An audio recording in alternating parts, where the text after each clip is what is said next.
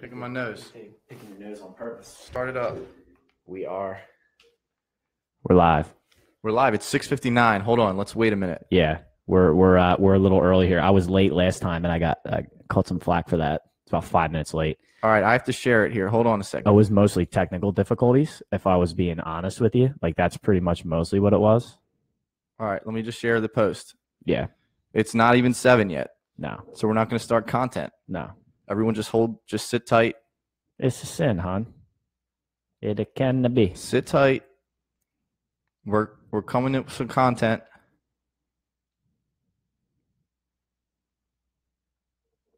Here we go. All right. What time is it? 7 o'clock. 7 o'clock on the dot. On the dot. You bringing the did you tweet that link out? Nick Corliss is watching. People are coming in. What's up, Nick? Here we go. Let me bring up the link here. Yeah, pull it up. So we can view all your comments. Pull it up. Get your feedback. We're going to do it right. See what you really think about us. It can be. First, I'd like to start out by saying Jack has put together a really nice studio here. It's my first time in the studio. This is the new Camelot Studios.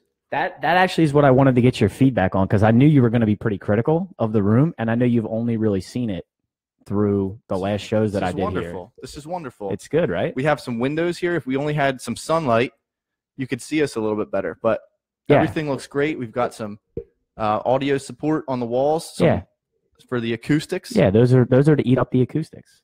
All right, so I got to give us the official start. Wait, hold on a second. We got to take a half a step back. All right, 7:01. So we're already late. Yeah, we're gonna hear comments about being late again. Yeah, we don't need that. So we're ready to go. Everybody's coming in. What is up, everybody?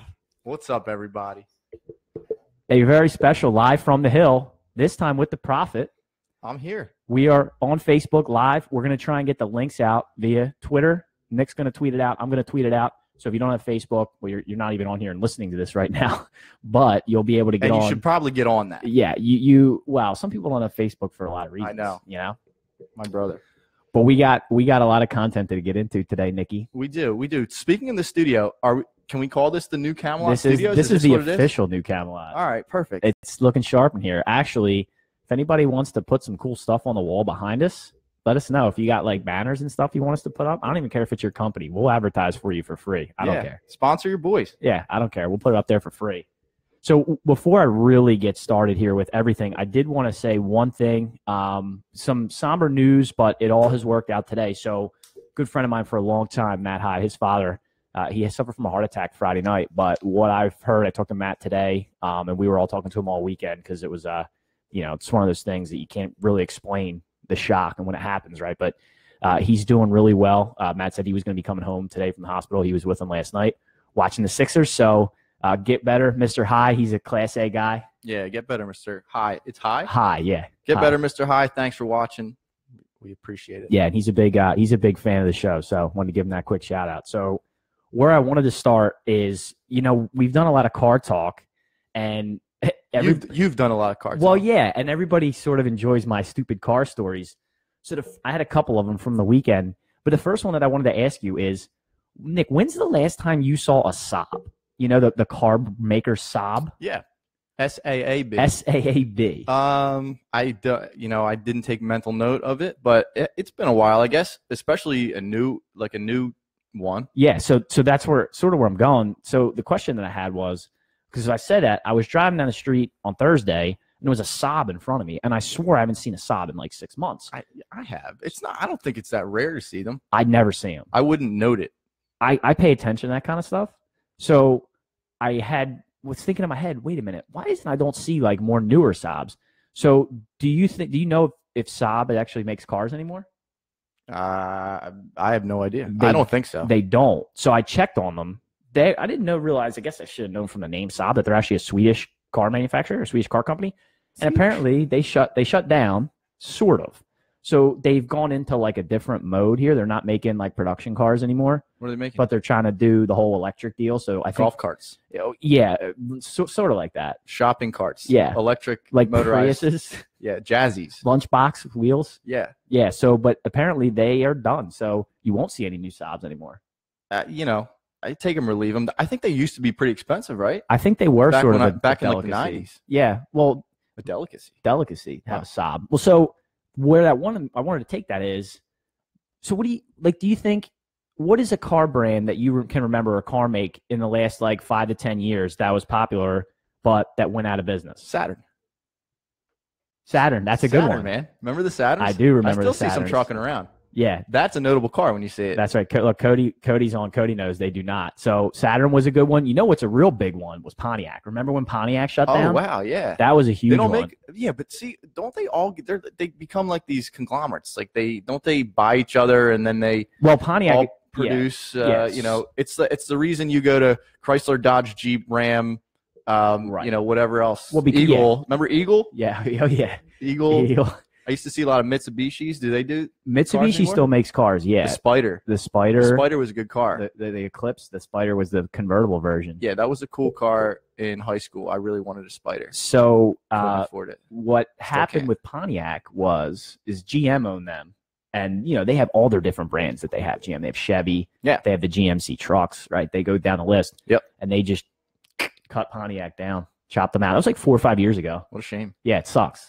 Sunfire. Oh, yeah. Firebird, old T-Bird. Yep. That's Cody wants to talk golf already. He wants to talk about John Rahm. Cody Lomarico wants to talk John Rahm. So what, you know, we should get into some golf. I did. I wanted to talk golf actually. We didn't get a chance to get into it too much. I'm glad that Cody's on because where I wanted to really talk golf was, all right, we just saw Patrick Reed.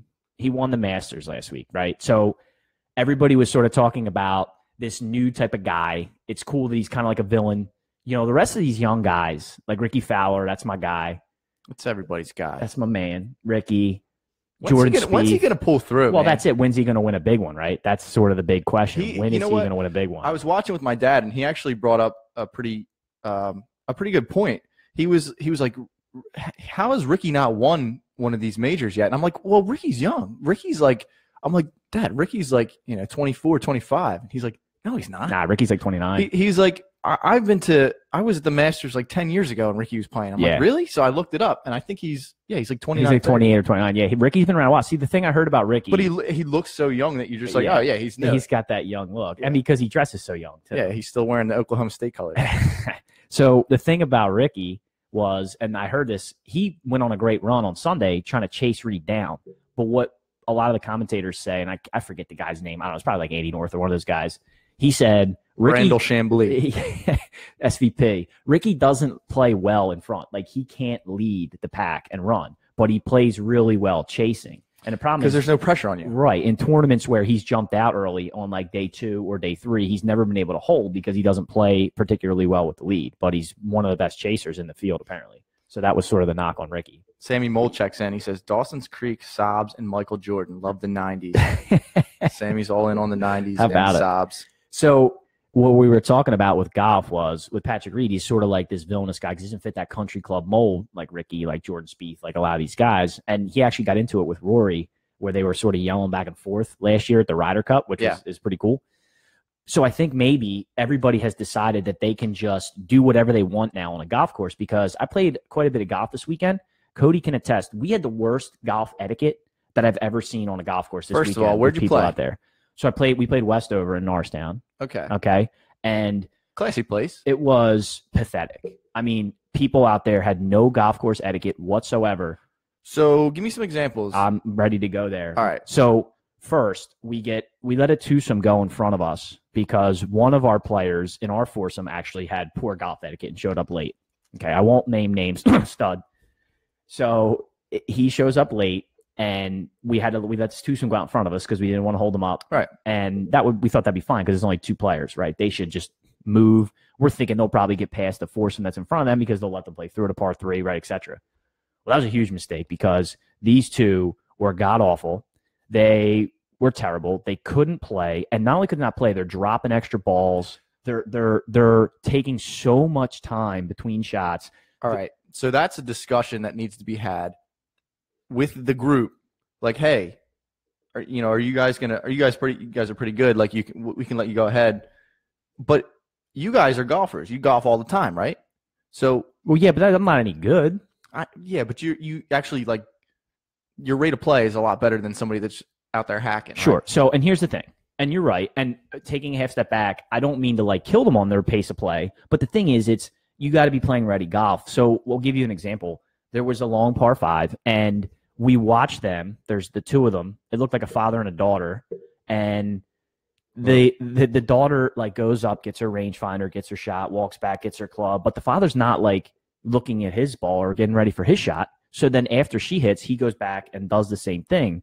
It's ready golf, man. You gotta get ready. This to is hit where your shot. your experience as a golfer needs to come in. So what day was this? This was one of these weekend days. I think Friday. It was late Friday. Friday. We went out Friday after work. So you need to know, first off, you're going to get your hackers out there the week after the Masters. People sit at home and watch the Masters, and then they say, you know what? We should get out there golfing. That's what I'm saying. That looks like a lot of fun. Yeah, and Patrick Reed just they think anybody can go out and play And if now. you're not ready to everybody's do hero. that, you realize that golf is the most frustrating sport that there is. Well, I'll be honest. These people really I feel like took it seriously, and they've played a lot of golf. I feel like I think these guys have played a lot of golf. It's because you look at them and they look like they've played a lot of golf because they watch it and they see what they do the plumb bob and they stand behind the ball and line everything up. Range finders for days. 7 practice swings. The worst part about this group was they had a third guy who I guess hooked on with them somehow. He left after 8 holes because he hated it. Like they were so bad, he just took off. Yeah, I've played with some people like that, dude. And it gets that used worse. to be me. It got worse. So we pull up to the 10th tee box, and we got a group behind us, a foursome. And these guys come up to us as we're teeing off. Like, listen, that twosome's holding everybody up, blah, blah. We're going to drive down in front of you guys and see if we can, push them along. Lo and behold, they go ahead of us. We catch up on the 11th green. The twosome's gone, and now these guys are holding us up the rest of the round. So literally they just skipped us, tried to make an excuse that they were getting held up, which doesn't make sense because we were right behind them. And then they pulled that crap. Totally blame you, man. I totally blame you for this. Just you should know that this is what you're going to get the week after the Masters out on the golf course when it's 70 degrees. The first time that it's been like 70 degrees since last, September. By the way, it's back to it's below horrible. freezing again. Yeah, it's freezing. But yeah, I put that on you, man. You're probably right. You know what, though? You're an experienced golfer. You've been there. You should know the kind of folks you're going to get out there the week after the Masters on the first nice day of the year. Okay, I'll give you that. But the foursome that moved in front of us just to skip the hole and then held us up the whole time, that's like inexcusable, man. They can't be doing that crap. They're just, you can't do that.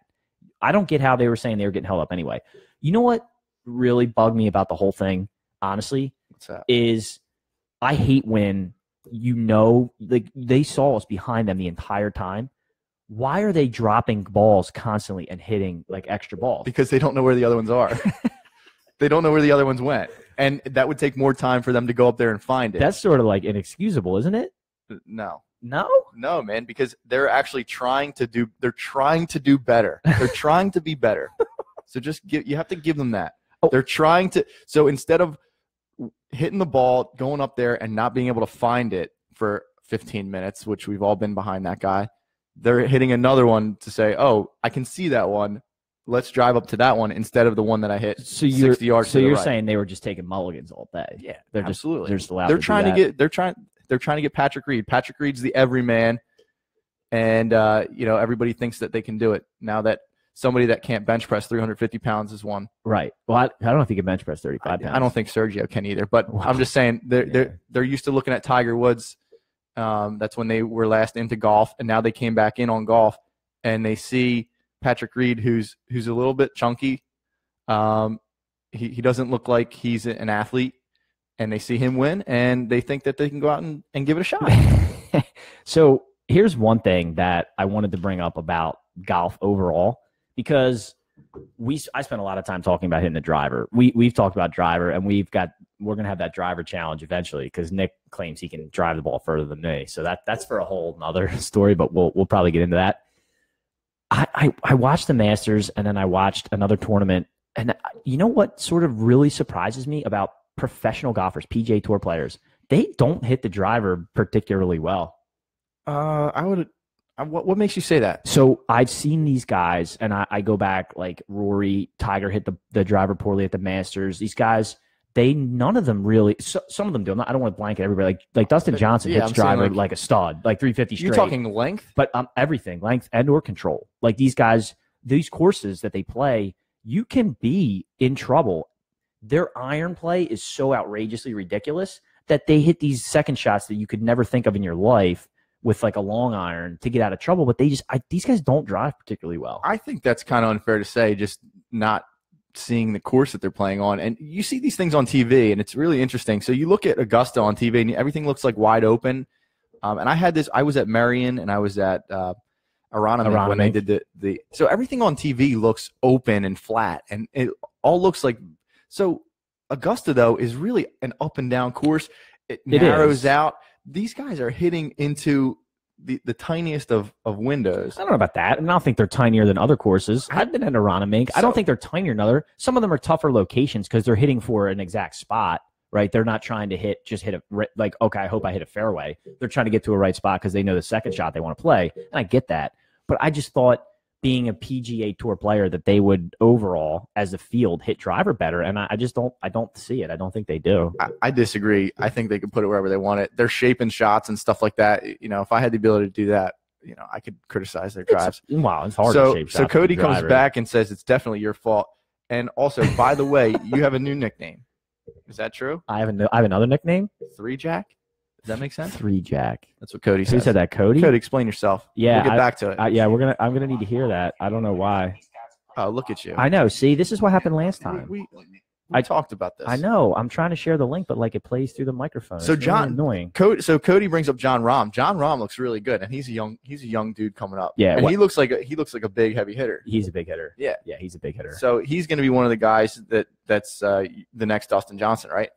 Maybe. I mean, Dustin Johnson. Good comp? Dude, Dustin Johnson. Is that a good comp? Is the most impressive driver on tour right now. Dude, he hits absolute bombs. Yeah, he's humongous. He is a monster. Those tall guys, they just get that whip. Bombs. Yeah. So, and he's the #1 player in the world right now. I don't know if you knew that or not. So, as far as golf, yeah, I did know that. Yeah. But as far as golf etiquette, do you pee on the course? Do I pee on the course? Yeah. Sure. Yeah. Yeah. Oh, yeah. Absolutely. Oh, all the time. Do you go back in the woods? Or yeah, I mean, I'm not whipping it out on the green and just, you know. Not on the green. No. On the tee box, like behind the tee box. Behind the tee box, yeah. There's always woods. All right. Yeah, sure. Is that part of etiquette? Yeah, it's fine. All There's right. nothing wrong with that. All right. Yeah. You do the cigars? I'm not a big cigar guy. I quit. Did you? Smoking. Yeah, quit smoking cigars. Okay. Just for everybody. Yeah, just so you know. Yeah, no, I'm not a big cigar guy. All right. So, yeah, it was a good tournament. Not the big name that you'd like to see. I did like that. It kind of got exciting at the end that Ricky did show up, and he got it a lot closer. Spieth, I thought was going to take it. Yeah, he played when he started playing on that back nine. He was once he got past 12, which was kind of his demon, right? The last couple of years, that's been the hole from hell for him. Once he got past that hole, he was on a roll, and I'm like, this kid's going to take this. Yeah, he's going to pull it right out from Reed's nose. He played a very good round. He just didn't have enough to come back because he was a little too far down. So, do you know who was actually really disappointing, just as we wrap up the golf thing, was Rory, man. Rory was super disappointing. And talk about driver. He hit a drive that looked like me on the first tee at 18, and it went like 45 degrees right. And he's lucky he didn't go OB. Of course, he has like a clear shot back to the fairway and hits like an incredible iron shot and pars the hole, which goes back to how good these guys are at scrambling. But he played so poorly, it didn't put any pressure on Patrick Reed. Like, you would have liked to see the pressure in his group to not just to go with the guys who were chasing him. Yeah. Because he had such a big lead. And Rory, like from the from the jump, just totally. Everybody kind of expected him to be the guy winning this thing. So I think there was pressure on him up front.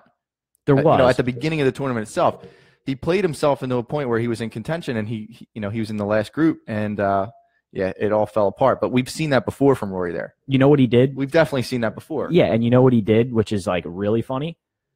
He came out after the third round. They took him off of the 18th tee, and they were interviewing him because obviously they knew who was going to get paired together, him and Patrick Reed. And he was like, well, all the pressure is on him. He's got to hold the lead or whatever. And everybody's like, yeah. If you say you got your boots on, you carefully don't step in that bullshit. Like, he's looking for chasing his Grand Slam. Finally, they get the Masters, the only tournament he hasn't won, and he's going to come out and say, pressure's on Patrick Reed. He's up on you like 4 strokes, buddy. The pressure's not on him. Yeah. Well, and there is pressure that comes with that, and he handled it well. I mean, the guy played start to finish. He played a really good tournament. So. He absolutely did. So, that's all I wanted to go for on golf. Listen, guys, let's clean up the golf etiquette, all right? they'll all be gone in a few weeks. Just let them. Yeah. Well, and make sure you show up for your tee times on time. Let them get frustrated. Let them play for another 2 weeks. Let them get frustrated, and they realize that it's not going to turn out for them. And golf's expensive too, so they're going to say this isn't worth it here. So yeah, I think give it a couple weeks, and you'll be right back to your normally scheduled tee time, Jack. See if we got any comments coming in. No, they're coming up. They're going upwards. Are they going up? Are you sure? Yeah, man. I work here. Oh, okay. Yeah, I don't know what I'm doing.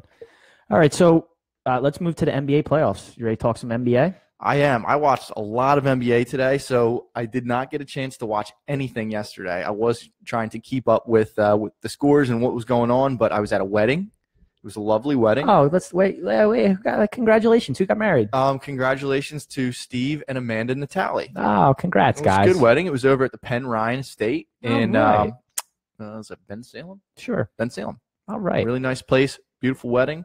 Didn't get to watch the basketball, though. So this morning I woke up super early. I DVR'd everything yesterday, and I watched basketball all day today.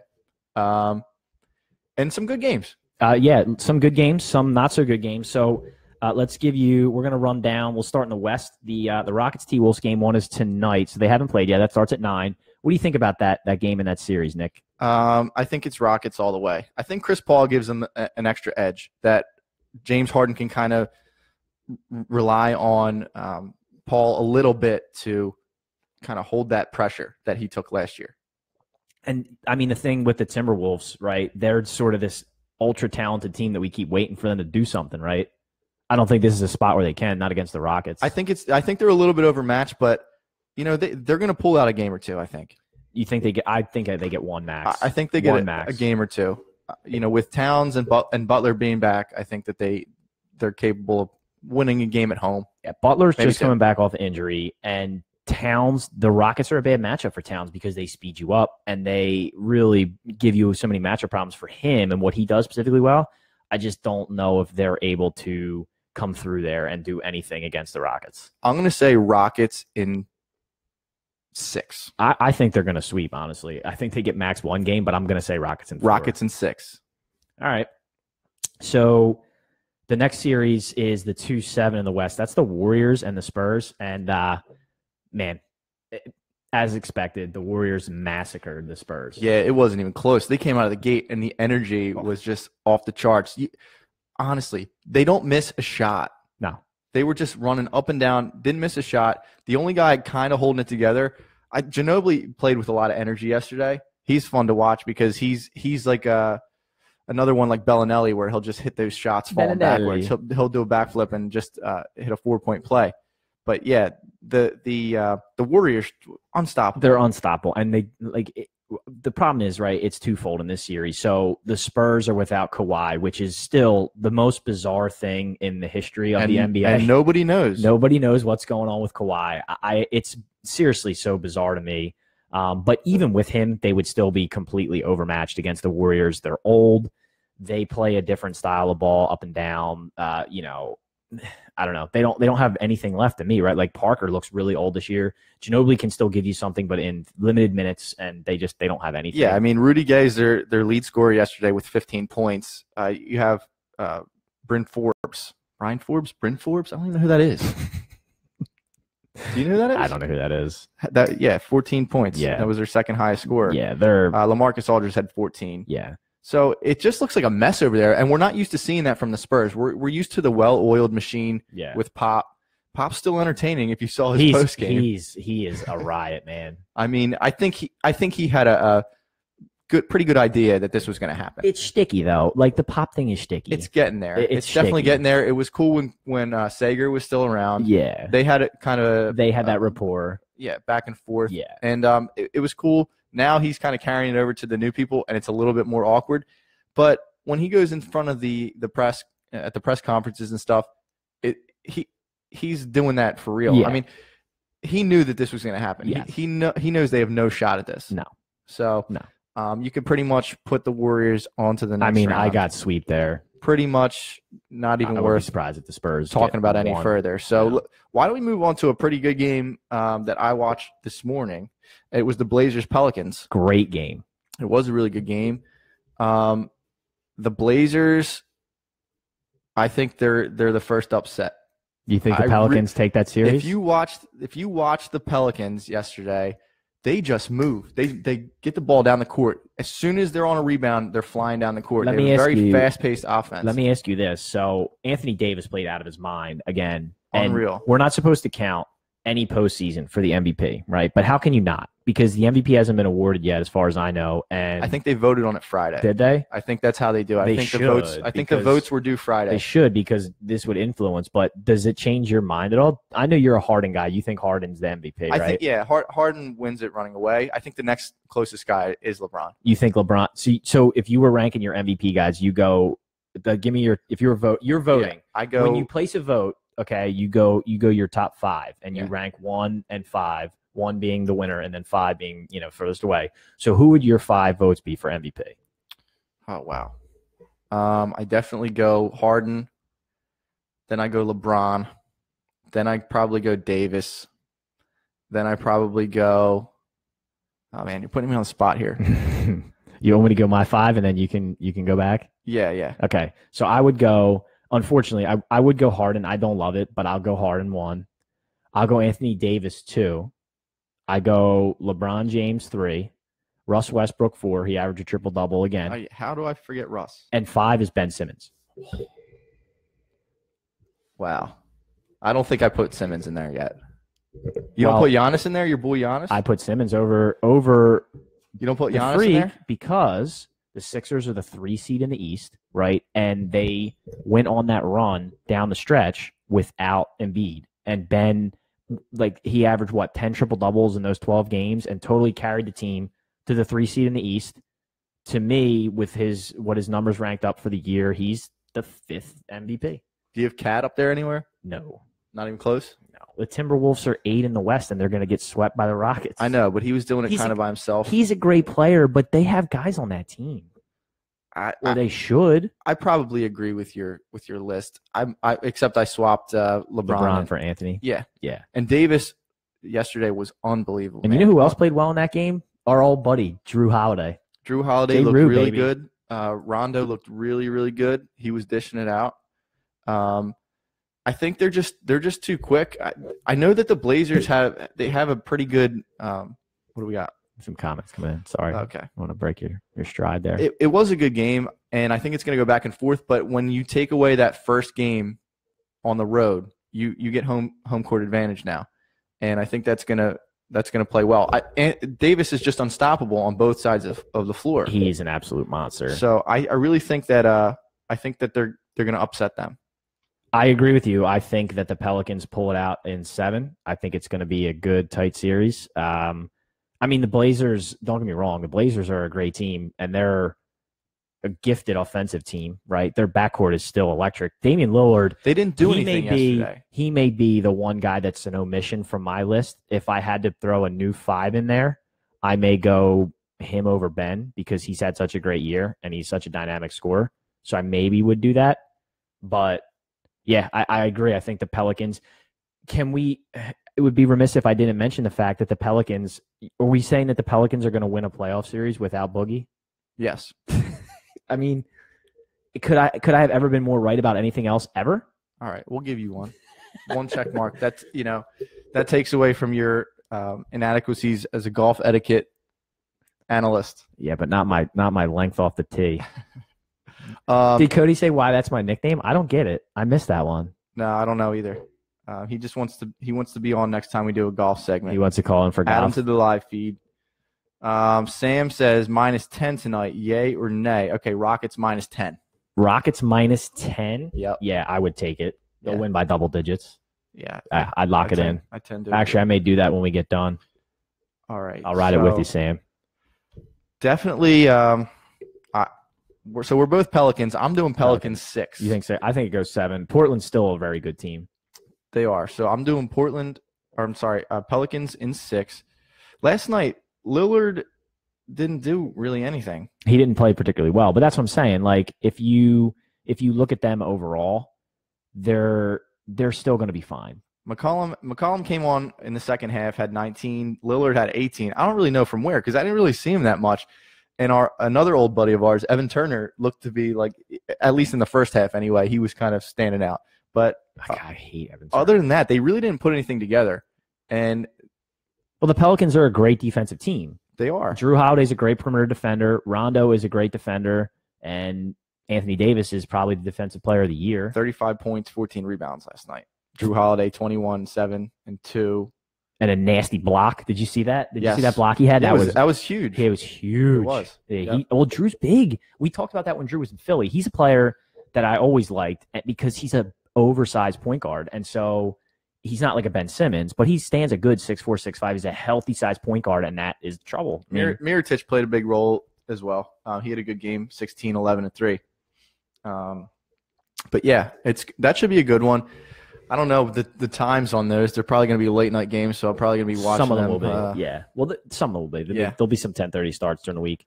Yep. All right. So last series out west, Thunder and Jazz. That game actually just tipped off while we jumped on here, so it's probably going on live. If you want to pull that up and let us know where we stand. No, you should watch us live and just DVR. Well, I'm talking to you. Oh, yeah. Okay. What do you think about that series? Obviously, it's Russ and the boys against the upstart Jazz team with Donovan Mitchell and Rudy Gobert. Guess what? Bleh. Guess what? I'm going. You got Lay Jazz? I'm going Oklahoma City. Lay Jazz? OKC in 7. I think no shot. Well, the Thunder are technically the 4 seed, right? So they're the favorites. I don't know. Russ pull it through? I don't know anybody that's actually picked the Jazz. I'm not going to start. Here's an interesting thing. Name me 4 Jazz players. I already gave you 2. Can you give me 2 more? Ricky Rubio, Mitchell, Gobert, and hold on. Come on, I got this. I mean, that's where I would stop. Karl Malone. That's where I'd stop. The Jazz team does not get enough recognition. They did have a good year, but I'm not going to pick the Jazz. I think Russ is probably my favorite player to watch in the league right now. So at halftime right now, the Thunder are up 54-48. Yeah, that's about right. Yeah, so I'm going to take them. I'm going to take Thunder in 7 on that. I would take the Thunder in 5 or 6 max. They don't get to 7. No. Utah. Yeah, no. Nope. Jay Crowder's on that team. Yeah, Exum. He was in. Remember now, he was in that trade because there were really 3 teams involved in that trade. The big midseason trade for the Cavs. That's when Jay Crowder went to the Jazz. Yeah, those are the only names of note. So, all right, I'm taking them. I think Utah wins 2 at home, 3 at home. You think they can make it to 7? Yeah. I don't see any way that happens. All no right. way. I got the Thunder in 5, 6 max. All right, next one. Another good game, Raptors-Wizards. Raptors-Wizards was a very good game. So the Raptors pulled it out to my dismay. I really wanted the Wizards to pull that out. I think the Raptors are – we've talked about the Raptors for like 4 weeks, right? So you know how I feel about the Raptors. And even as the 1 seed, you just could see how – I don't know. Like, they just don't play well in the playoffs. And the Wizards – They played very well yesterday. They had control of that game from start to finish. And with John Wall on the court, Washington's offense, it just feels kind of disjointed. Does it not? All right. He is the guy. He's the only guy that really makes something happen. And it all goes through him. Lowry picked it up. Lowry played very well yesterday. I'll give him that. Despite everybody saying that he wasn't.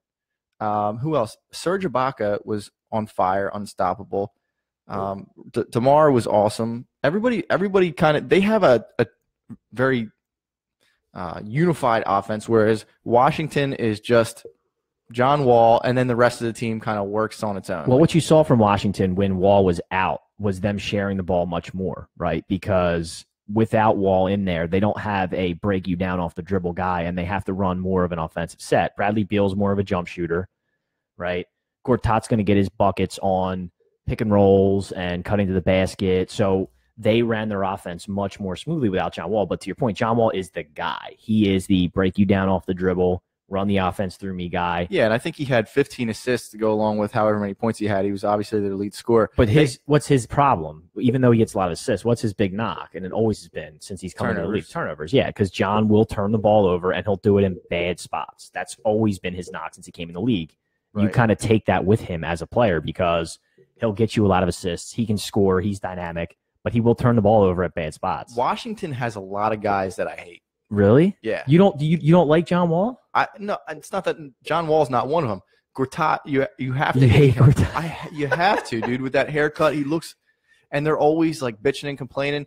The guy that I hate most, though, can you guess who it is?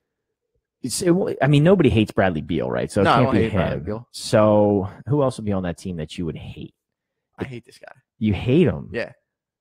It's not Wall. It's not Beal. It's not what's the other their third guy's name? Oubre. I hate Oubre. You hate Oubre? He's so annoying. Kelly Oubre? Yes, I do. I hate that guy. All right. Worst Kelly Oubre or Kelly Olynyk? Well, Olynyk was the only guy that was playing for the Heat. I hate him. He was the only guy playing for the Heat so much. last night. You know what? I'm just waiting for him. We were talking about it last night, and we're not jumping ahead, but I keep waiting for him to grab Ben or somebody and dislocate their shoulder like he did to Kevin Love last year. He's such a dirtbag. Oh, was he responsible for that? Yeah, he pulled Kevin Love's shoulder out of the socket last year on a dirty play. Yeah, he was on fire last night. He was the only guy that had kind of a fire under his Isn't ass. he a guy that you look at and you wonder how he could ever score any points in an NBA basketball game? He did. He did a lot of stuff last night. He shoots a lot for a big guy, and like I said, he was the only guy that even put up a fight. What's Tate saying there? Tate's firing in some comments. What's he got for us? Who is Tate? Tate's Michael Smith. Michael Smith says, stop drinking water out of the plastic bottles. The plastic is leaching into the water and causing unmitigated damage to your endocrine system. Bad optics. Well, joke's on you, Michael Smith. My endocrine system's already awful. Where's Cahill when I need him for Tate? So, yeah, let's get into the Sixers a little bit. You want to talk about the Sixers game? You want to? All right. Man, how awesome. Dude, so first off, I continue to be just overly impressed with Ben Simmons, don't you? Unbelievable. And I told you, I don't think I'd trade him. I don't think I'd trade him for anybody. I wouldn't. There's not a player in the league you could offer me right now that I would trade for Ben Simmons, and that includes Kevin Durant. That includes Steph Curry. That includes LeBron James. I would not trade him for a single player in the league. I tend to agree with you. There's no deal I would take for him. When he's on the floor, you are just fixated on him and what he's doing. He made a couple plays where he actually moves people around with his eyes. There was a play down low, I think it was to Saric, where he just looks with his eyes, Saric cuts, and he just fires a laser in there. He sets defenders up both with his eyes and with his body language, if you notice. So he caught Kelly Olynyk sleeping. Ben kind of took a half a step back and pulled out the one possession, and then he saw Olynyk slide out, so he crossed right by him and just thunder dunked. But there's no reason Olynyk should have fell asleep there, right. But he just lulled him. It was like the old man Russell move. He passed one off to Redick. Redick got it back to him. He held the ball. Redick ran around front. He did a fake where everybody thought he was going to Redick, and he just pulled it back, just circled out. So can we talk about your boy, Marco Bellinelli? Bellinelli looks good, Bellinelli. man. I told you, dude. See, I love him taking those shots. I love it. And it's like I said he's really good, and he's awesome at those shots. Just hate those but he just shots. wants to keep taking them and taking them. But I like that. We need somebody on the team that's going to do that. We do need somebody that's going to do that until he starts running cold. Well, yeah. And then, like they say, shooters shoot. Shooters should not shoot when they're taking those shots. Yeah, I mean, and they're cold. Right. If he's hot and he's making them, shoot away, man. But I love that he is never afraid. He is never met a shot that he doesn't like. And we don't have a lot of guys on the team like that. It's really opened up the floor. And I listened to the Cowherd clip from at the beginning of the season where he's looking at the numbers, and I think their number was 41.5 for wins on the season. And he's saying there's no shot that they're going to win 41.5. They have no shooters on this team outside of J.J. Redick.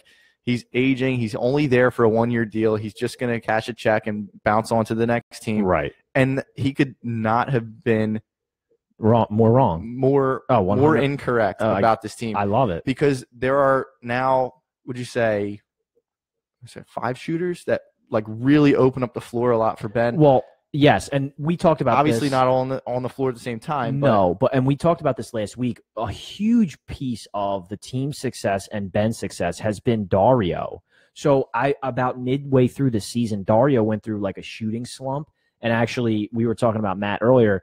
I get a text from Matt High like every night. Take Dario on the hill, man. He stinks. He can't shoot. I'm like, dude, he can shoot. He's going through a cold spell. Him stretching the floor with his shooting. Add in, of course, we talked about Redick. Covington, who has shot the ball poorly down the stretch, but is still a set jump shooter for you. And then you get Bellinelli and Ilyasova come in, and now you just have guys on the floor that can shoot and stretch. I think everybody has fallen into their role, and so they all know that everything runs through Ben. If Ben's going to make you a better player, everything starts there. Yeah. But Dario does not force those shots. Dario was kind of missing in the first half of that game. He missed a couple, yeah. And then at the end of the game, he turned it on, and he's like the energy Yep. to fire up to get guys through the. He's a fiery guy, isn't he? Yeah, definitely. I love it. His celebrations are. I think that's what he's the one that kind of started that thing. Oh, he's great. And now they all do their own goofy celebrations. Too many gels. Yeah, but it's really great to see because, like I said, with the shooters. And Covington played a big role last night too, defensively. Yeah, and I mean, we talked about that. Covington, to me, I know that he went through a stretch where he was such a dynamic shooter because he couldn't miss, right? Especially at the beginning of the year. But to me, that's not what I want him out there doing. I want him out there, hustle plays, rebounds. Yeah, take that set shot when you're open and Ben delivers to you. But your job is to chase around the best player on the other team, and that's what you're there for. That's really your number one concern. So that Ben and the other guy and Dario don't have to constantly play defense against the best player so they can save it for the offensive end. That's what he's there for. And he plays great on-ball defense and did again last night. I mean, the Heat stink. To me, the Heat have nothing. No, you know what I mean? The only thing that I had worried about with them was Whiteside because he played a monster. He was non-existent. But Embiid's not out there, so he doesn't even care. Yeah. The only time he plays like a monster against us is when Joel's there. And by the way, that's just saying what the Sixers are doing again without Joel. Just wait till he comes back. And that's another good question is how does he get back into the, obviously he's back in, but what does it look like when he gets back into these rotations? And obviously he's going to be, but the beautiful thing about him on the floor is because he's such a good jump shooter, you don't lose any spacing with Embiid on the floor, which is amazing for a 7'2" guy.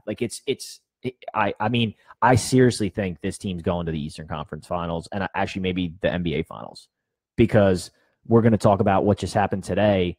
And we'll come back to that, talk about the Eastern Conference Finals. But let's start. So we got the Celtics and the Bucks. That just happened, right? And the Bucks gave the Celtics all they could handle here this afternoon. It went to overtime, but the Celtics pulled it out. The Freak went crazy, of course. I think he had 38 or something ridiculous. But the Celtics. Did he have that many? Because I watched up until I guess the beginning of the fourth quarter, and I couldn't get finished. Yeah, he had 34 or 38. He went nuts. So the Celtics did a really good job in kind of playing to the Bucks offense. They're a very transition offense. Yes, they want to run. The Bucks want to run because they're long, they're athletic, but they can bog down in the half court. Right. And the Celtics key, and has been all year, the team played much better defensively than everybody thought, and that has a lot to do with Brad Stevens, right, and what he does and what he brings to the team. I got to give him credit because he's a great coach. They flashed a thing about coach of the year and stuff like that, and I listened to Bill Simmons, and he's yelling for Brad Stevens as coach of the year, and I'm like, no way, man. Yeah. There's so many other, and there are a lot of candidates out there, but he should be up there for consideration. Yes, he's a great coach. I know Kyrie just went down recently, but he dealt with Hayward from game one, but he did make that adjustment, and he really slowed their offense down. Boston, to me, just from what I saw up until the fourth quarter, really controlled the game for the most part. I never felt like they were out of they lost control of that game. So the key for them in the series, right? Because look, you just brought up Hayward. They're without their two best players. Sure. Right? They're without their two best scorers for sure. Undoubtedly their two best scorers. So we knew they were going to be nice. Yeah. Open the microphone. Yeah. So we knew that they were going to be offensively challenged, but what they've continued to do all year is be one of the best defensive teams in the league. And the key for them in this series is not letting the Bucks get out and run. And the way you do that is you don't turn the ball over, you take good shots, and you keep it to a half-court game. And they did that, and they pull it out. I still honestly think the Bucks have a real good shot at winning this series if they can take the next game in Boston and go back to Milwaukee 1-1. Because when I look at just up and down, man, the Bucks adding Eric Bledsoe late, I love. they're such a more talented roster than Boston. Without Hayward and Kyrie, they're such a better roster than the Celtics. And if I agree, but they're another one that the offense does not run through Giannis. No, he's a two guard. Right, but so they try to do that, and they can't. They can't run the offense through him. Who else kind of takes charge? I mean, Middleton has a great game today. He's actually a lot better than I thought. Yeah, he's a youngster. He's an up and comer. Yeah, he's a lot better than I thought. I mean, they don't have anybody to. He's not the guy that's going to sit up there and run the point like Simmons. No. But they try to do that anyway. Yeah, well, but dude, look up and down the roster, man. Look at the talent on that team. Yeah, Jason Terry. He's like the Jet is like 50, just draining three still. Yeah, he's still good. Well, he only had 3 points today. His shot is so awesome. Jabari Parker, bust, man. Bust. If Jabari Parker was playing well right now, the Bucks undoubtedly win the series and maybe would be one of the favorites in the East. He really just continues to be a disappointment. What do you think his problem is?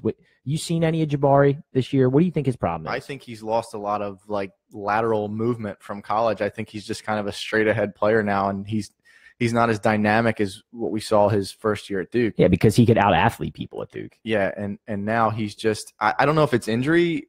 He's obviously been bit with the injury bug a little bit. Yeah, he has. But still, I figured by now we would see more from him, man. He's still only like 24. He's a young kid. Yeah, he's a kid. But you would – yeah. I'm not saying we give up on him yet. I'm sure the Bucks won't give up on him either. But I still – honestly, I like the Bucks in 7 here. I'm going to – I said that from the beginning, and I'm going to stick with them. I like the Bucks to win the series because I just think up and down, they're so much more talented than the Celtics are now. And – if this game today was a perfect example, the Celtics played a really, really good game, and it took them to OT in Boston to get the win. Like, I think Milwaukee in the stretch here is just going to be too much athleticism and too much talent. I'm taking Celtics in 6.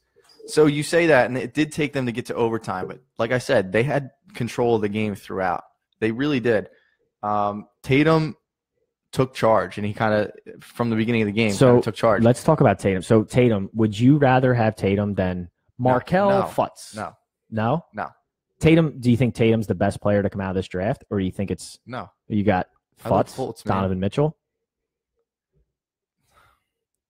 He's a gifted scorer, Donovan. I know, but he's a gifted scorer. I just really like how Fultz has come on and how he's got confidence now, and I get the free throws. He looks weird. He looks weird shooting free throws, but I really like Fultz. So before we talk about the Sixers Heat game, I can't say Mitchell. Mitchell's before we talk about where I wanted to go back to with the Sixers and we were to like Eastern Conference before we talk about the Cavs game too. Let me ask you this about Fultz. Did you notice last night he won't pull that J? I did. He won't pull that J. Let me preface. I think he's playing awesome. I love him. He comes in to spell Ben and runs the offense, right? And I think he's been playing very well. He gets into the lane. He's shifty. He's a great ball handler. He can break you down off the dribble. So all those things are there, which I love. And I actually thought when I watched some of him at like latter end of college and in the like game or two that he played in the preseason, I thought he was underwhelming athletically, and that sort of scared me, but I have changed my mind. He's a great athlete. Definitely not underwhelming. And he's long enough. He's everything that I was worried about him in those aspects are there. So that doesn't bother me. But he is hesitant to pull that J. I know. But you know what? We've also seen it where he looks up and there's 0.4 seconds left on the shot clock, and he shoots it, and it looks great. Oh, yeah. You know what I mean? I don't think it looks broke. There's definitely a mental hiccup. Yeah. But you know what? We also have to remember, and I know that people talk about this, these are professional athletes and they've been in the spotlight for a very long time. I get all that. We are talking about a 19-year-old kid. Like, do you remember when you were 19? Maybe. You know, like there's certain things that you grow out of. There's a lot of stuff dumb stuff that you did when you were 19 that you think about now. And wouldn't do. Like just the maturity level and kind of the experience. That's why experience is so important. Is you go through these. He's in the playoffs. This is his first year. Totally agree. That's a great experience for him. He's getting actual minutes. And I love what I see from him as part of a fit for this team, right? Because like, look at the names I just named for you, the top rookies from this class. You've got Tatum, who is a stretch 3 or 4, right? Which we don't need because you got Dario and Ben. You don't need that. You got Donovan Mitchell, who is a a 2-guard ball handling scorer. We don't need that. You got Fultz, who can play more of the point guard, but also score and can multi-role for you. So same question to you. Yeah, no, I think Fultz is the fit. He was the fit when we went up to get him. To pass up Mitchell. It is because he's a gifted scorer. But yeah, but I would take Fultz. I need that drop, dude. We got to get that drop. I just think Shefty Futz. That's like one of the best drops ever. He's bringing so much energy, and the fans, just the way that the fans are like in his corner. I think that's come a long way. It's helped him kind of get over that, gain that confidence. Whatever he lost there, whatever had shook his confidence. The fan reaction is definitely come, and the team too. When he got that triple double, like everybody was going nuts for him. So he's one of the guys, and I think that is underrated part of that recovery for him mentally. Like the guys are all with him and they know, you got to stay out of the media when you're a young kid because people will be tweeting. You probably had many idiots tweeting him like, you stink, you're a waste of a first pick, because that's what people do. And as a young kid, you got to stay away from that. Well, and it's another one of those things where we weren't informed about what was going on. And that's what I think that's where the fan frustration came in. It's the same thing that's going on in San Antonio, where you just don't know what's going on. So why aren't you telling us? We're paying the bills here. Could you imagine being a Spurs fan right now and have no idea what's going on with Kawhi Leonard? Well, the one thing that I do know is he's not going back to the Spurs. No chance. Like, so where's he go? Yeah, I mean, it's a pretty big deal. Bring him to the Sixers. No. We could use Kawhi and LeBron. Both of them? Yeah. Oh, good Lord. Yep. Fantasy time. Hey, let me ask you a question. Do you like the little snake deal that's going on in the middle of the court? It's funny you brought that up. And I have to give it the line. You're a good straight man, but I didn't put that down in the write up, but I hate it actually. Why? I don't like it. Do you know where it's from? Yeah, we were talking about it last night. Oh, were you? It's the Ben Franklin "Don't Tread on Me." It's the Join or Die, which eventually moved into the Unite or Die campaign. Yeah, of 1754. Yeah, we're the 76ers, not the 54ers. I get it. The 54ers. Wait, what's for our United Philadelphia? What's our minor league affiliate, the 87ers? The 87ers. Yeah. Yep. So, but that one doesn't fit either. I don't like the snake. I think it's cool looking. When I first saw it, I'm like, they had a second grader come up with a new logo. Yeah. Throw this like leaky thing in between there. So let me transition to this question. I love watching games when the Sixers are at home. There are a lot of courts out there that I hate watching the games. I hate the look of the courts. The TD Garden being one. I hate the parquet. I love the parquet. I don't like the dark floor. It's great. I like the light color floor. Yeah. So it makes it seem like a bigger court, makes it easier to watch the game. So you don't have that? Well, I love the parquet floor. I think it's awesome. So I don't hate that one. I don't love the Timberwolves floor when they do the forest on the floor. You know what I'm talking about? Oh, have you seen that? See, I don't mind that one. See, I don't like that. I like that. You love everything Timberwolves. You love the logo. I don't like the forest floor. I can do without that crap. All right, so we're going to talk about logos in 2 seconds, but I don't like Madison Square Garden's too dark. There's just certain floors that I really just don't like watching a game from. All right, let me ask you this question. I like the Cavs. It's lighter. You can see it. I like the Timberwolves. It's a little bit lighter. They have the little forest design. So you don't like, who did that? Oregon does the big one too. Have you ever seen their college floor? I don't mind them. Yeah, that one's a little over the top. I don't mind that. So let me ask you a question about, you brought up MSG. Have you ever been to watch a basketball game? No, I haven't. I would probably love it. It's awesome. I'm sure I would, but being there is different than watching on TV. I'm talking. I know, I got you from a TV standpoint. I know what you mean. I mean, the arena itself is awesome, the experience, but every game at MSG is like a production.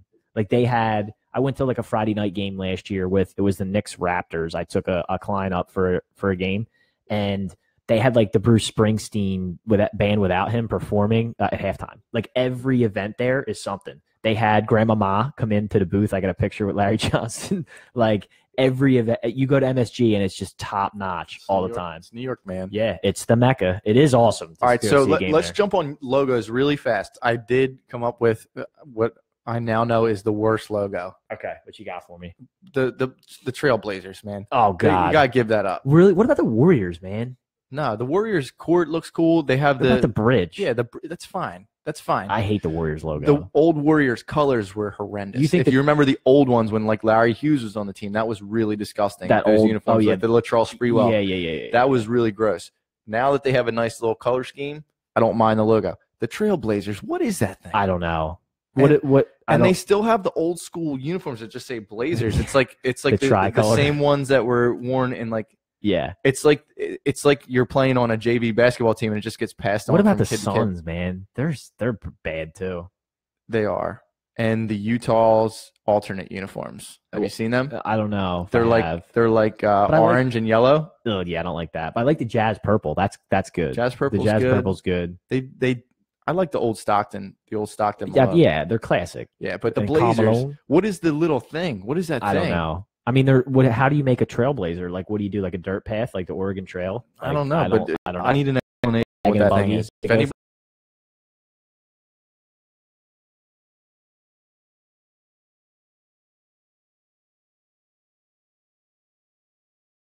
like we lost connection. No, we're good. We just had a little blip there. Yeah, we're good. So the Blazers logos is a logo for a bank. Let's talk about the last game, the last NBA game that just went off before we came on the air. Huge upset in the Eastern Conference. So the Cleveland Cavaliers fall to the Indiana Pacers. I told you.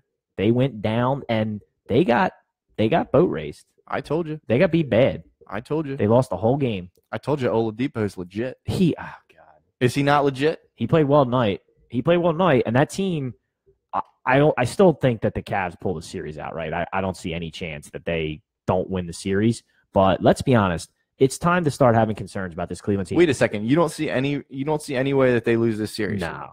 LeBron won't let that happen. LeBron himself is good enough to beat the Pacers. He could play them 1-on-5. I know, but he tried to turn it up tonight, and they had some trouble. Yeah, well, they held him to 80 points. Like, you're not going to win an NBA game scoring 80 points. No, but you know what? When LeBron's the only one that can go do that stuff, what are you gonna get out of the roster? The Cavs team still has scores. Kevin Love is a very good scorer.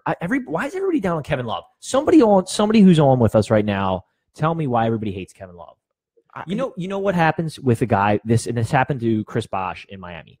When you come into a team with LeBron and then another off-ball scorer, so in Miami it was Dwayne Wade, and then here in Cleveland it was Kyrie Irving, as that big man, you have to move to the third role, and you get relegated to a off-the-ball role to where before, when you were the primary or the secondary, you would touch it more, so you become more of a spot-up shooter, you rebound. None of his numbers, just like Bosch's, have dropped from the rebounds and all that stuff, but they become more spot-up shooters than they are ball dominant. And so Chris Bosh goes underappreciated and Kevin Love's underappreciated. They don't win that series against the Warriors, the championship, without Kevin Love.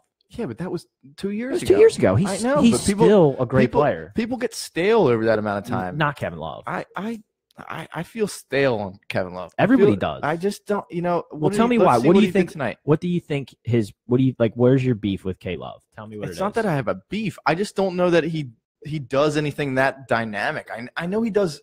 I know he grabs rebounds. He shoots the three now. That's what LeBron wants him doing. I know, but so then Kyle Korver's like the fan favorite. No, because Kevin Love gets rebounds. Kyle Korver can't move. Cleveland loves Kyle Korver. Yeah, that's a whole other story. They're obsessed with Kyle Korver. It's hot. A little instant. So who on this roster? So Kevin Love, he had 17 rebounds. Yeah, dude. He had 2 assists. He had 9 boards. He had 9 points. Dude, that's he almost good. Went He's their highest rebounder. Yeah, I get it. He's doing the yeoman's work. Who else beside LeBron is going to do anything on this team? It's Kevin Love. And well, look, I'm way down on J.R. Smith. I think he's done. Well, everybody that roster, top to bottom, man. That's what I'm saying. Yikes. That's what I'm saying, man. How is LeBron going to drag this? Yeah, but don't. I mean, dude, finals? Go to the Pacers roster. They're not lighting the world on fire either, bro. Like, let's be honest. The Pacers are not. They're Oladipo. Somebody's got to score on a team, so Oladipo does it. I guess I may have to start giving him some credit. I don't hate him. Oladipo does a really good job getting the shots that he wants and creating his own opportunities because he basically just bull rushes you and you get so nervous because he's quick. Yeah. And you back off the ball and he just steps back and takes his shot. He's wide open shot. He's played better this year than I thought. Or if you step out on him, he just scoots right by you. He can go by you. He's played better this year than I thought he would, even with his hot start. 32 points tonight. Yeah. We have another former Sixer update, a Thaddeus Young appearance. You know, Thaddeus Young was a third-rated player coming out of high school with LeBron. I got to be honest. When he was here, I liked him. Yeah. Well, he was he's been a disappointment in the league. He should have been a much better player. I agree. But super long, super athletic. Was he part of the process? He was part of the process. He was years? before the process. Was he? Yeah, he was before the process. I like the little left-handed shot. He can shoot it from the outside a little and he's bit. the kind of guy that can always contribute if you keep when he's on the floor. No, listen, I get it. The Cavs are probably. So do you think? All right. Well, then, based on your statement, are you saying you're going against the Cavs in the series based on Game 1? Are you going to go out on a limb? No, I'm still going to go Cavs. I'm still going to go Cavs in 7. 7? It's not making 7. I The Cavs think are it going to is, win man. in I'm 5. telling you. They're not. Indiana's not going to get another game. I'm telling you, they're not going to. They took a game. They took a game on the road at Cleveland. Yeah. You tell me they're not going to win one? LeBron is going to win the next 4, and it's going to be it. All right. So the Lance Stevenson factor. How do you feel about that? Yeah. No comment. He took a couple hacks on him tonight. Yeah, I know. He went pretty hard for the noggin. Yeah, he's that kind of player. Always has been. He's an agitator. He's the goon. He is the goon. He's Nehemiah Ingram in the NBA. Yes, but he does bring a certain energy. I'll see you again. I'm gonna kick your ass. I don't know, man. I think I like it. I like the energy he But brings you a little won't. bit. But you won't take the Pacers. I went out on a limb for the Bucks. I would like to see it, to be honest with you. Wow, it would make me feel better about the Sixers' chances not having to see LeBron. Yeah, that's what I'm saying. Yeah, that's the only reason I'm saying it. I mean, I'm not against LeBron in any way. I'm a LeBron fan, right. And he's literally the only reason that there's any shot of them in the finals. But LeBron has. This is like the first time he's ever lost a game 1. Could something be. like that. Yeah, it could be. I think in like the last maybe it was like 12 years or something like that. That the makes first time sense. he's lost it. I think it might be the first time he lost a game, a round 1 game. Or they mentioned something like that on the broadcast. I don't know. Sometimes I'm sure they've dropped the first round. Jeff Van Gundy just confuses me sometimes, so maybe I heard that wrong. But, yeah. So I say Cavs 7. Okay. 2 games at home. I got him in 5. Okay. Brown will get it done. So, anything else on the league before we move on? No, but Sixers putting up 130 last night looks good. They're the best team in the East. I said it. Love it. I'm going after Cowherd again tomorrow morning. First thing I do before I drop my car off at the shop. And is JoJo back tomorrow, or is he? I wouldn't bring him back yet. No need. I wouldn't. I'd wait. I know, but I want to get the conditioning back. I do. I want him back. Get some playoff. I'd wait. You never know with the nerves and stuff. I know for somebody that's never been there. Dude, we're like under 3 weeks here with the orbital fracture. I'd like to give him as much time as possible. We didn't get to talk about that too much last week. Our injuries, the worst injuries that we had. Yeah, that's true. We didn't. So let's move to the NHL because everybody was all fired up here in Philly, but they got spanked today. Now we're flyered down. Yeah, they got beat 5-1, and they're now down 2-1 to our hated rivals, the Penguins. And look, I want to be positive about the Flyers series, and I don't think that they're done. But I think any self-respecting Flyers fan who's not drinking the Kool-Aid has to say to themselves, the Pittsburgh's a better team. They are, from line 1 to 3, can score with like the best teams in the league, right? They're just probably the best offensive team in the league, if not top 2. Crosby's the best player in the world. I know you think it's Ovechkin. I think it's Crosby. If the Flyers can, I don't think it's necessarily Ovechkin. I think scoring wise, yeah, as far as overall an overall player, yeah, I give it to Crosby. He makes things happen. It also helps when you play with another Hall of Fame player. Sure. Well, that goes to your point. Like that team, they got Malkin. That team up and down is just too much for the Flyers offensively. I really, really want to see them get through here, but I don't see it happening. I mean, look up and down, even game 2, the Penguins outshot them in game 2. They outchanced them. The Flyers just made every opportunity count. They have to play so much better than the Penguins to win. It looks really bad right now, but the good thing is that those excess goals that they've been scoring on the Flyers, I think it was 5-1 today. It was 7-0 on. You only get 1 win. Yeah, well, and that's all garbage. We beat them 5-1, right? Because they pulled their goaltender with like 4 minutes left when they were down 3 or 2 or 3. I forget what it was at the point. I think it was 3, and then we get an empty netter. Like that crap happens. Well, I don't care as much about the differential. I'm not going to put this all on Elliott because it wasn't all his fault, but we haven't had a goalie for so long, man. That's always the story here, right? That you could just like say, Hasek's in net tonight, or Waz in net tonight. Martin Brodeur.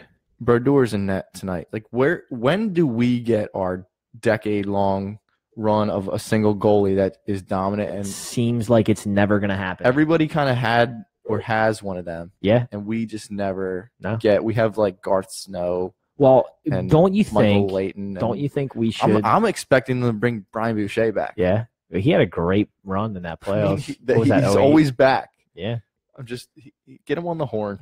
See what he's doing. Why don't we just do the emergency guy move and let the third guy play, so then our guys will play so much better? You know, the backup goaltender rule. I've alluded to the backup. Yeah, why don't we just rule. do that one day? It doesn't look good, man. It really doesn't look good. The good thing is that some of our younger guys are getting some experience in the playoffs against guys like Crosby and against guys like Malkin. Yeah. And Letang, and you can go through their lineup and it's just great players everywhere. Yeah, like I said, I mean, literally, when you break down the lines, like you get to the Penguins' third line, and they can score on you, and that's scary. Not a lot of teams in the NHL have a third line that's going to score like that. So who do you have winning everything? Who do you have taking the cup? I think Pittsburgh is going to get to the east, from the east, so the Atlantic, or the hell they call it now, whether they work that side. I think Metropolitan, Penguins, Atlantic, whatever the hell they call it. I think Pittsburgh is still, they're defending champs. You don't like Vegas, the Golden Knights? Well, I have them down here. I love. I didn't even know you did. Yeah, I love the Golden Knights. I mean, the Vegas Golden Knights. They had a little Cirque du Soleil before the game. Dude, everything about them is fantastic. And we were watching the game after the Flyers game last night, after the Sixers game last night, and dude, it's awesome. Like, the guys come on, they talk about we're an expansion team, we're a bunch of cast-offs, and they just front-ran the whole year, came out hot, have never turned down, and they, again, get another win last night. They look great, man. So they have a former Burger in their net, right? Marc-Andre Fleury? Fleury. Yeah, they do. He was a Pittsburgher. Yep. I mean, I like them to come from that side, for I like sure. the Bruins. Do you? The Bruins look good. All right, I haven't seen if they play. They probably played today. Do you hate everything Boston, or what city do you hate? Like all sports. I just really hate New York. You hate New York? Yeah, I hate New York a lot. So it's mainly stems from the Giants. So you hate the Rangers? I hate the Rangers. You know what? I hate the Devils more than I hate the Rangers. Everybody, but that I consider that New York. Yeah, but I think every Flyers fan hates the Devils. Like, I hate the Devils, and that stems from the '90s. That stems from the Scott Stevens Lindros hit. I was at that game. That's the '90s, isn't it? I feel like that was like 2000, 2001. Oh, was it? Yeah. Well, but that era before then, yes. that's when hockey in Philly was like. Yeah. Leclerc, Renberg, Lindros. Yeah, there was a run from like '95 to Hexy. Yeah. So I really hate the Devils, number one in hockey. But yeah, I would say New York mainly because of the Giants. How do you feel about the Yankees? I don't mind the Yankees. You're a Sox guy, aren't you? No, not at all. No, I actually hate the Red Sox. So you would take the Yankees over the Sox. Here's what happened, and I think this is what happened with everybody. Everybody was like the Red Sox were everyone's darling. Yeah, 10 years ago. And then they won all these championships. Yeah, and now fuck. And like them. Enough's enough. Yeah, now I hate them. Like, okay, yeah, I have all this money. I'm tired of it. Yeah, I was really cool with them when they were just the lovable loser. Right. Well, we're sort of tired of Boston overall, Curse. right? Like, I'm tired of hearing about it. Yeah. The Celtics win the championship, the Bruins, like the Patriots, of course, and then here come the Sox, and I'm just tired of Boston overall. Yeah, they're up there. They're probably top three hated. So how do you feel about the Pittsburgh teams? I don't mind the Steelers. I do hate the Penguins a lot. About the Pirates. Pirates are never any good, right? They were never a threat. I have been to their stadium. Nice stadium. Yeah, everybody Pittsburgh's says a decent city. It really is. I know they don't. They talk about the food and stuff out there, and like they have their kind of niche food, the Permane sandwich and all that. Yeah, did you have one with the fries? I and the never burger? did. No, I had one when we were out there. I heard it's not that great. I didn't love it. I didn't love the fries in the sandwich. I like the fries. I would try it. I'd rather just have the sandwich and then have the fries on the side. I don't need the fries in my sandwich. That was just my thing. It's kind of sacrilegious to say you don't like them. I'd give it a shot, but it's just now it's just as commercial as going to Pat's or Gino's. Yeah, it's worth it to try it. We stopped when we were up there. Yeah, but it's a decent city. I don't really have any ill wills for Pittsburgh other than the Penguins, and Crosby was a big part of that. And some of the older time Pittsburgh guys were kind of an annoyance as well. Like the one guy that always I hated so much was Kasperitis. Darius. Was it Darius or was Darius it Kasperitis? Dude, I hated that guy. Yeah, well, he was a weasel and he was a cheap shot artist. Yeah, of course. So I hated that guy. Everybody hated him. But yeah, who's your most hated? So I go back and forth. I think overall it's New York. I think it's New York. It's hard in basketball, right? Because the Knicks just always stink. So I think it's the Celtics for basketball for sure. But then the rest, I would take New York. I hate the Yankees. I hate the Yankees and the Red Sox, but I tend to root more for the Red Sox than with the Yankees because I think Yankees fans are just obnoxious, right? Pardon my French. And the Mets, I hate the Mets. So they're our rivals, right? I hate the Mets. Yeah, the Mets, I hate them too. I hate the That's Rangers. a good one. Yeah, can't stand the Mets. Can't stand the Rangers. Have we done most hated athletes of all time? No. Do you have a couple in? Oh, sure. I could throw out athletes that I absolutely hate. Go ahead. Let's see. Well, I would go right off the bat. I would go. What the hell's his name? The Met pitcher now. What's his name? Batman. Oh, Matt Harvey. I hate Matt Harvey. That's your number one guy? No, I'm throwing names out there. Who's your number one hate? Oh, I don't know. I'd have to think about that. All right, I have a couple number one hates. Put me on the spot. The first one is Johnny Damon. How can you hate Johnny Damon? Because I have a way better arm. He's a clown. Well, yeah. I hate Johnny Damon. Well, he was never in there for his defense. Hate Johnny Damon. He got on base. My second one. This is a weird one. This is a bust out weird one. Okay. Joe McEwing. Do you remember Joe McEwing? I don't think I do. He was a catcher for the Mets for a long time. He's just one of those weird guys that gets in there, has a weird stance, Okay. and he's just very obnoxious. I can't say I remember him. I hated Amani Toomer. Amani Toomer. Okay. Okay. Yeah, Giants wide receiver, sure. I hated that guy. There's a couple other from those New York teams when Kerry Collins was the quarterback, and they were pretty good. Sure. I hate Tiki Barber. Tiki Barber. I hate Tiki Barber. I hate his brother, too. I hate both Barbers. I hate both Barbers. Who's your most hated Philadelphia athlete? I could tell. Well, Pat Burrell's one of my favorite. Well, I said hated. I know. I'm just hated Philly athlete. Yeah. I hate Evan Turner. Hate him. Evan Turner. I hate him, dude. The kid, ET 12. I hate Evan. I Turner. really hated Luke Shen. You know what though? I feel bad for Evan Turner. I only hate Evan Turner. He looks good last night. I only hate him because he was our second pick, Yeah. John Wall year. Nothing against him, like personally. We got screwed. Did anybody else turn out from that draft? Boogie besides was in that draft. I think that's you? Was it. he? But I don't want Boogie either. So I don't know if there's anybody else in that He draft. might be your most hated guy. I actually don't hate Boogie. you do. I don't hate Boogie. It's a deep- You think I hate It's a Boogie? deep-rooted hate. No, I don't hate Boogie at all. I actually like Boogie. I want Boogie to do well, but I don't think that I think he would be a Hall of Famer if he came up in the late 80s, early 90s. But the way the league has changed, I don't feel like players like Boogie have a place. Yeah. That's Yeah, my thing with him. my I don't most- hate him. But for some reason, the most hated Philly guy that came up was Luke Shen. I just hated the way he played. Luke I really didn't like it, the way he played. But I'm trying to think. Who else can you feel? I like for whatever reason I wanted to go straight to the Phillies for some reason. Like I feel like was there like a Philly I hated? I was never a lot of people hated Bobby Abreu. I love the Abreu. Bobby Abreu. Yeah. You know who I hated? I didn't hate, but disliked a lot. Wasn't a huge fan of Jason Worth. Why? Not a Jason Worth guy. Jason Worth was great. Nah, not a guy. He wasn't. I wasn't one of my guys. Hmm. I was more of a Shano. Shano? Yeah, Yeah. Oh yeah. Yeah, I wasn't a Jason Worth guy. Eagles. Who would be an Eagle that I hate? I don't know. Ricky Waters. I love Ricky Waters. You kidding me? For who? For what? Ricky, what? That actually. So there's two throwback jerseys that I wanted to get. Eagles. I wanted a Ricky Waters jersey or an Eric Allen jersey. That's a good throwback. That's a good one. Little EA. Yeah. Yeah. I got a Reggie White. You have a Reggie White, don't you? No, I have a Keith Jackson. Oh, that's interesting. Yeah, Keith Jackson, 88. Kelly. That's about all I got. You want? Yeah, man. We have one viewer left. Yeah, Two viewers. two left. viewers left. I don't know if I could see who it is. 3 viewers. Now maybe we should keep You going. wanna keep going? Gaining viewers every time I we're know. about to sign off. Well, I want to wrap it up because I want to let people get to the 9:00 game here. It's a big game. Yeah, who do we got? That's the T-Wolves and the Rockets. T-Wolves. Yeah, I want to let everybody get to that one fresh. Go Butler, go. Go Timber Bulls. Yeah. That's it. Hey guys, listen. Appreciate everybody hopping on with us for the live show. I will be throwing this up on the platforms, of course. That's YouTube. Please subscribe to our YouTube channel. If you don't have the link, it's on my page, and I'll repost this recording to the YouTube page if you missed the show and you wanted to go back. So that'll be on there, and please subscribe. Please like the show. Subscribe Apple Podcasts, SoundCloud. That's right. We're on the SoundCloud app, and we're also on the YouTube. iTunes podcast app. So please, guys, hit us up. Let us know what you want to hear. And as always, we appreciate support. Nick, you got anything else? No, thanks for watching. That's it, guys. Swags out.